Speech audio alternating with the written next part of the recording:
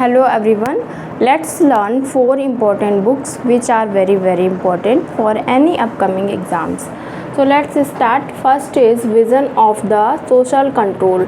बहुत ही ज़्यादा इम्पॉर्टेंट है, बहुत ज़्यादा पूछी जाती है. आपको लर्न क्या करना है? Vision of the social control.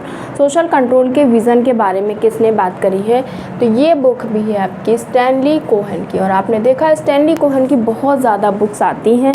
कभी ईयर में पूछ लेता है सीक्वेंस लगाने को, कभी पूछ लेता है कौन सी नहीं है कौन सी है. तो आपको स्टैनली कोहेन की बुक्स को काफ़ी अच्छे से याद करना है. सोशल कंट्रोल वाली ये जो बुक है विज़न की, ये 1985 में पब्लिश हुई है. ओके. दूसरी है हमारी नेगेटिव डायलेक्टिक्स. नेगेटिव डायलेक्टिक्स की बात किसने की? अभी तक तो आपने डायलेक्टिकल पे काफ़ी बुक्स पढ़ी हैं.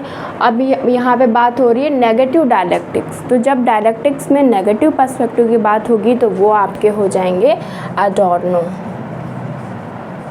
ओके. बहुत ही इम्पॉर्टेंट बुक है और बहुत ही डिफरेंट भी है. मे बी फाइंड आउट ना हो पाए तो इसको अच्छे से लर्न करना है. नेगेटिव डायलेक्टिक बुक किसकी है? अडार्नो की. उसके बाद हमने 2 रिसर्च की बुक मेंशन करी. तो उसमें है मेथड्स ऑफ सोशल रिसर्च.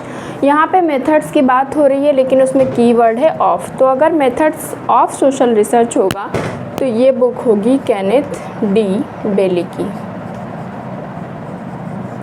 उसके बाद सेम है, बस एक ही वर्ड का डिफरेंस है. वर्ड भी नहीं है, प्रीपोजिशन की तरह है. Methods in. अगर यहाँ पे बात होगी मेथड्स इन तो क्या हो जाएगा? बाकी सब कुछ सेम है तो यहाँ पे हो जाएगा आपका गुडे एंड हार्ट. और ये तो आप जानते ही, चाहे कोई भी एग्ज़ाम दें, पीजीटी हो, यूजीसी नेट हो या फिर आरपीएससी हो, एमपीएससी हो या फिर किसी भी स्टेट का कोई भी सेट हो, कुछ भी हो, ये तो पूछी जाती है. इतनी बेसिक है. फिर भी कन्फ्यूज़न हो सकता है, मैचिंग में ज़्यादातर पूछी जाएंगी. अगर ऑफ होगा तो आपको लर्न करना है बेली और अगर इन होगा तो आपको लर्न करना है गुडे एंड हार्ट. आप ऐसे भी कर सकते हैं, गुडे एंड हार्ट 2 लोग हैं तो इन दोनों को इन से जोड़ दो. ऐसे करके कुछ आप ट्रिक बनाएंगे तो भी आपको याद हो पाएगा. और केनेथ डी बेली की जो बुक है उसमें क्या लगा हुआ है? ऑफ. और ये दोनों बुक मैचिंग में अभी जो हायर एजुकेशन का 50 वाला एग्ज़ाम हुआ था उसमें भी आई थी.